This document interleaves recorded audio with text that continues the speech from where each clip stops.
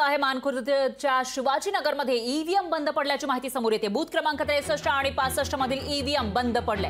दीड तासापासून मतदानाचा खोळंबा झाल्याची माहिती आहे। तर मानखुर्द शिवाजीनगर इथल्या बूथ क्रमांक 63 आणि 65 मधील ईव्हीएम मशीन दीड तासापासून बंद असल्याची माहिती समोर येते। सकाळी 7 वाजल्यापासून मतदान सुरू झालं आहे आणि संध्याकाळी 6 वाजेपर्यंतची वेळ आहे। पण त्याच्यामध्ये अशा पद्धतीने जर दीड तास ईव्हीएम मशीन बंद पडणार असेल तर नेमकं काय म्हणायचं आणि दीड तास मग मतदारांना वाढवून मिळणार का असा सवाल या ठिकाणी उपस्थित होतोय। तर शिवाजीनगरमध्ये हा सगळा प्रकार घडलेला आहे। मानखुर्दच्या शिवाजीनगरमध्ये ईव्हीएम मशीन बंद पडलेला आहे। इथल्या बूथ क्रमांक 63 आणि 65 मधील ईव्हीएम मशीन बंद पडल्याची माहिती समोर येते आणि मागील दीड तासापासून मतदानाचा खोळंबा झाला आहे। ऊन वाढतंय आणि लोक एवढ्या उन्हामध्ये सुद्धा मतदान करण्यासाठी येत आहेत, पण त्या ठिकाणी ईव्हीएम मशीनच बंद आहे मागील दीड तासापासून आणि त्यामुळे आता मतदारांना जो त्रास होतोय त्याच्यासाठी नेमकं कोण जबाबदार असा सवाल या ठिकाणी उपस्थित होतोय। दरम्यान मानखुर्दच्या शिवाजीनगर इथल्या बूथ क्रमांक 63 आणि 65 मधील ईव्हीएम बंद पडले।